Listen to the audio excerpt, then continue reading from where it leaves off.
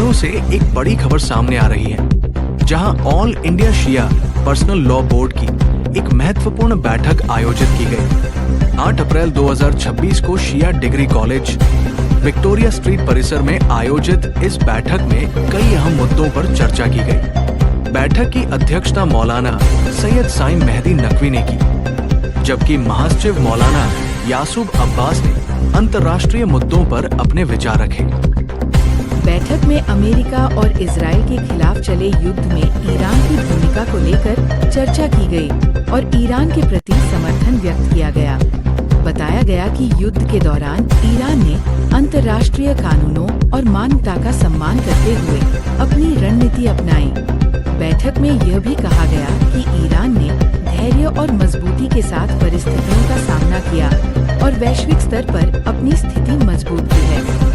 इस दौरान युद्ध में जान गंवाने वाले लोगों को श्रद्धांजलि दी गई और अंतर्राष्ट्रीय स्तर पर उठ रहे मुद्दों पर चिंता भी जताई गई।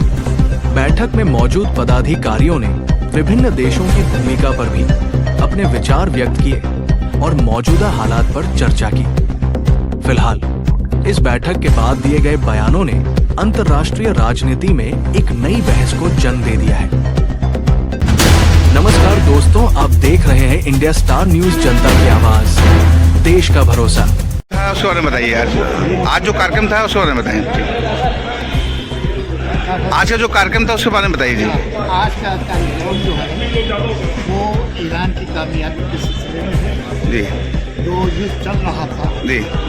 उसमें अमेरिका चाहता था कि अपनी ताकत के बल पर ईरान को छुड़ाए, लेकिन ईरान जो था वो हक पर भी है और इमाम हुसैन और हज़रत अली का मानने वाला है, लिहाजा वो किसी के सामने झुकना नहीं। नतीजा क्या हुआ कि अमेरिका बार बार शर्तें पेश करता रहा इस बिना पर के झुक जाए, लेकिन न झुके।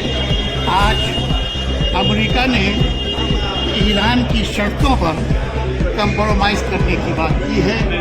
ये ईरान के लिए, हम लोगों के लिए बहुत खुशी की बात है और हम ये समझते हैं कि अमेरिका नाकाम होगा, इसराइल डाउन होगा और ईरान जो है वो अपनी शर्तों पर उनको झुकाएगा और दुनिया को ये बताएगा कि सुपर पावर जो कहलाता है वो अमेरिका नहीं है, बल्कि वो ताकतवर होगा जिसे अल्लाह ताकतवर